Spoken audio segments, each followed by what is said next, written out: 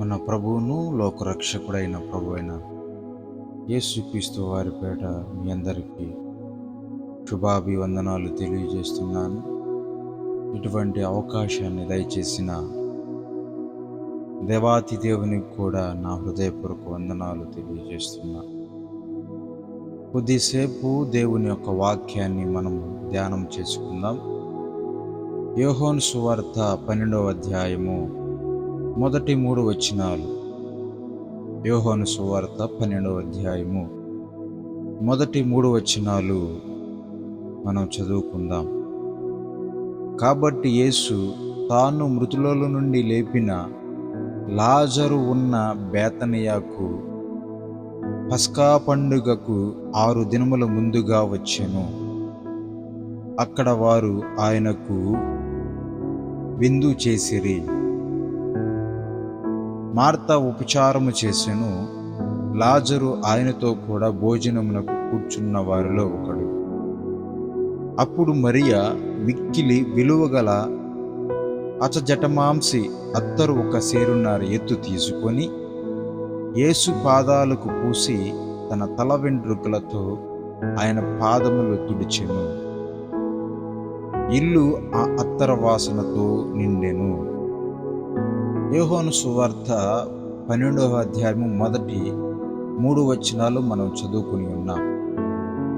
ఈ 3 వచనాల్లో 2 స్త్రీలు దేవునికి ఒకరు ఉపచారము చేశారు, ఒకరు అత్తరుతో అభిషేకించారు. ఈ స్త్రీలు 2 ఉపచారము ఎందుకు చేశారు, అత్తరుతో యేసు ప్రభు యొక్క పాదాలు ఎందుకు అభిషేకించి తన తల వెంట్రుకలతో ఎందుకు తుడిచారు అనేది మనం ఆలోచించాలి. వీరి కుటుంబం అంతా బేతనియ గ్రామంలో నివసిస్తున్న వారిగా ఉన్నారు. ఎవరెవరు? మార్త, మరియా, లాజరు. వీరు 3 బేతనియ గ్రామంలో నివసించే వారిగా ఉన్నారు. ఈ 3 వచనాలు మనం ఒక్కసారి ఆలోచించాలి. యేసు ప్రభు వారిని పస్కా పండుగ కంటే ముందు 6 దినములు ముందే ఇంటికి ఆహ్వానించారు. ఆహ్వానించిన యేసు ప్రభు వారికి మార్త ఉపచారం చేసింది. ఆహ్వానించిన యేసు ప్రభు వారికి మరియా 1 సేరున్నర ఎత్తు అత్తరు తీసుకుని యేసు ప్రభు వారి యొక్క పాదాలకు పూసి తన తల వెంట్రుకలతో తుడిచింది, అభిషేకించి తుడిచింది. ఎందుకు వీరిద్దరూ ఇట్టి కార్యము చేశారు? దేవుడు వారి జీవితంలో ఏమి చేసి ఉండాలి? సహజంగా మానవుల జీవితంలో మనం ఆలోచించాలి. ఏదైనా ఒక మానవుడు ఏదైనా అవసరత కలిగి ఉన్నప్పుడు,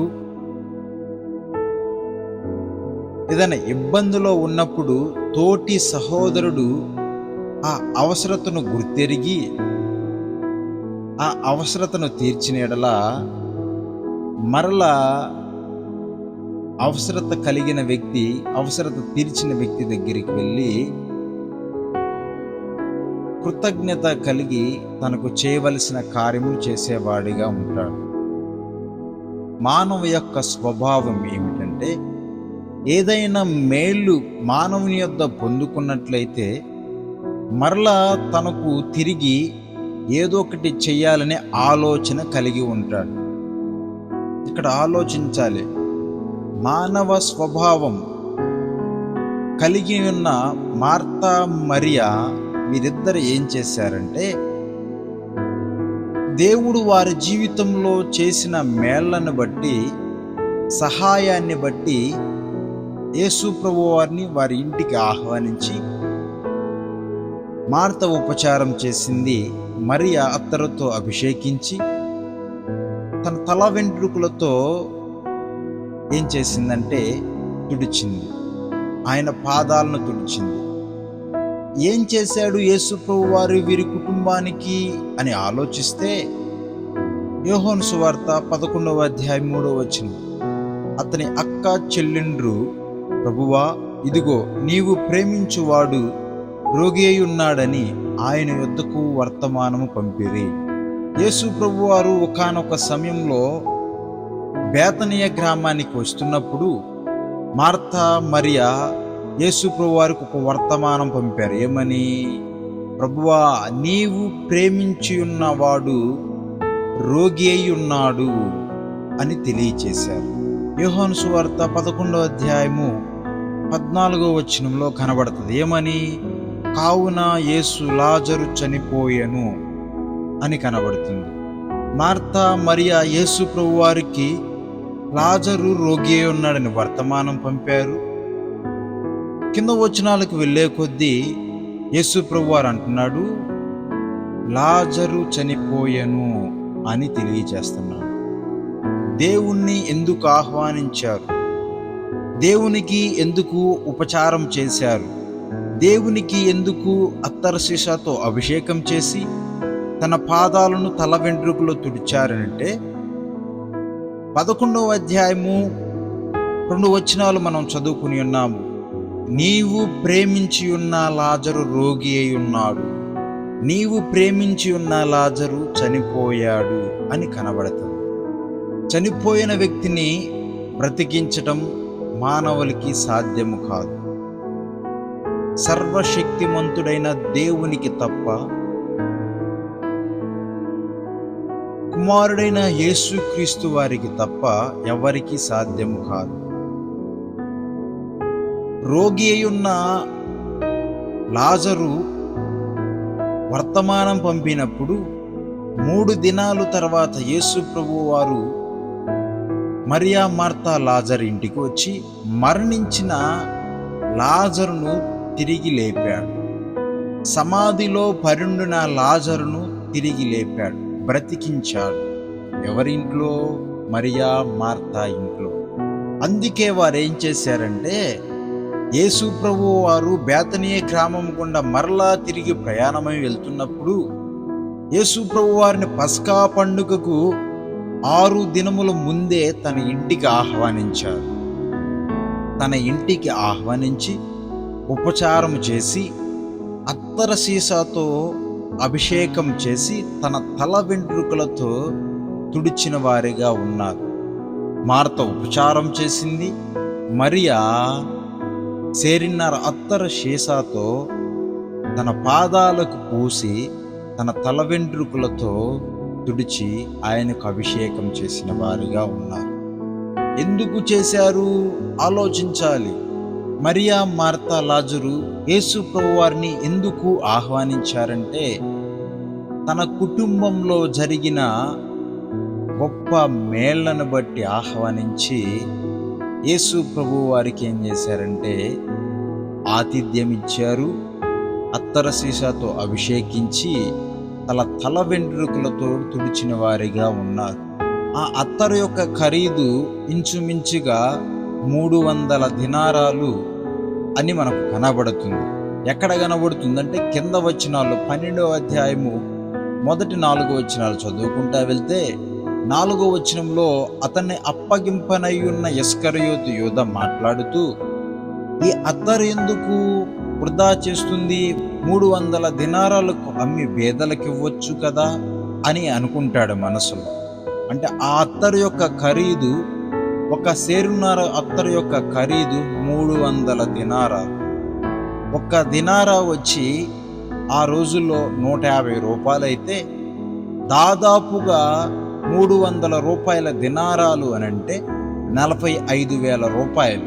అదే మనము ఈ సంవత్సరంలో మనము జీవిస్తున్న ఈ దినాల్లో ఒక్క దినారా రేటు వచ్చేసరికి 285 రూపాయల నుండి 275 రూపాయల వరకు ఇంచుమించుగా కనబడుతుంది. అంటే దాదాపుగా 85,000 రూపాయలు ఖరీదవుతుంది ఆ అత్తర విలువ.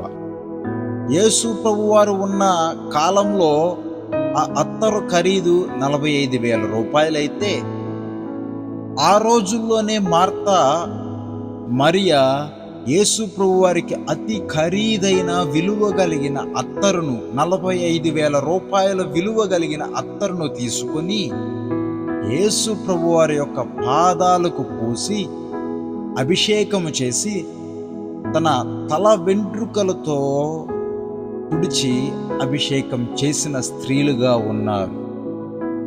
ఎందుకు ఉన్నారంటే దేవుడు వారి జీవితంలో చేసిన మేలును బట్టి మేలును తలచుకుంటూ యేసు ప్రభువారికి ఏమి చేయాలి అని తలచుకుంటూ యేసు ప్రభువారిని ఆహ్వానించి తన కుటుంబంలో ఆతిథ్యం ఇచ్చి అభిషేకం చేశారు. ఆలోచించాలి, వారి కుటుంబంలో జరిగిన మేళ్లను బట్టి వారు ఏం చేశారంటే అభిషేకం చేశారు, ఉపచారం చేశారు, ఆతిథ్యం ఇచ్చారు, ఆహ్వానించారు. దేనికి? చనిపోయిన లాజరును బ్రతికించిన నిమిత్తం. వారి కుటుంబంలో ఉన్న శోక సముద్రంలో ఉన్న అతి భయంకరమైన బాధలో ఉన్న చనిపోయిన లాజరును బ్రతికించిన దేవుడికి ఏం చేశారంటే కృతజ్ఞతాభావము కలిగి జీవించేవారిగా ఉన్నారు. మరి మనము కూడా దేవుని యొద్ద నుండి మేళ్ళు పొందుకునే వారిగా ఉన్నాం, కానీ దేవునికి కృతజ్ఞత కలిగిన వారిగా ఉన్నామా లేమా అనేది ఆలోచించాలి. ఏమైనా చేయగలుగుతున్నామా? మేళ్ళు పొందుకొని అలాగే దేవుని విడిచిపెట్టే వారిగా ఉన్నామా? ఒక్కసారి ఆలోచించాలి. ఈ మాటలు వింటున్న మనం మార్తా మరియ వలె మన స్వభావము కృతజ్ఞతాభావము కలిగిన వారిగా ఉన్నామా, లేక మేళ్ళు పొందుకొని దేవుణ్ణి విడిచిపెట్టే వారిగా ఉన్నామా అని ఆలోచించాలి. ఈ మాటలు వింటున్న మీరు, నేను మన జీవితంలో దేవునికి కృతజ్ఞతాభావము కలిగిన వారిగా ఉన్నామా లేమా అని ఆలోచించుకుంటూ, ఒకవేళ లేకపోయిన ఎడల మనము దేవునికి కృతజ్ఞతాభావము కలిగి జీవించే వారిగా ఇట్టి మాటలు వింటున్న మనమందరము అట్టి స్వభావాన్ని కలిగి ఉండులాగున దేవుడు ఈ చిన్న మాటలు మన వినికిడిలో దీవించి ఆశీర్వదించునుగాక. ఆమేన్. ప్రార్థన.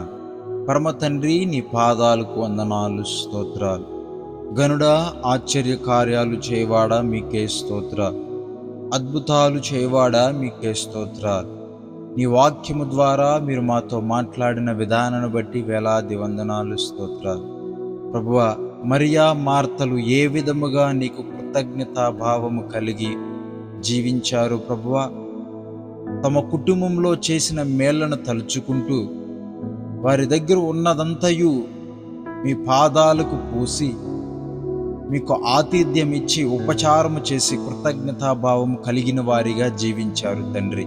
ప్రభువా, మేము కూడా మీ యొద్ద నుండి మేళ్లను పొందుకొని నిన్ను విడిచిపెట్టే వారిము కాకుండా ప్రభువా, నీకు కృతజ్ఞతాభావము కలిగి జీవించే బిడ్డలుగా మాకు సహాయము దయచేయమని అడుగుచున్నాం. మరియా మార్తలు ఇద్దరు ప్రభువా కృతజ్ఞతాభావము కలిగిన స్వభావము కలిగి ఉన్నట్లు మేము అట్టి స్వభావము కలిగి జీవించే బిడ్డలుగా మీరు మాకు సహాయము దయచేస్తారని అడుగుచు ఈ చిన్న ప్రార్థన నీ సన్నిధి చేర్చుకోమని నజరుడైన యేసుక్రీస్తు నామములో అడిగి వేడుకుంటున్నాము తండ్రి. ఆమేన్.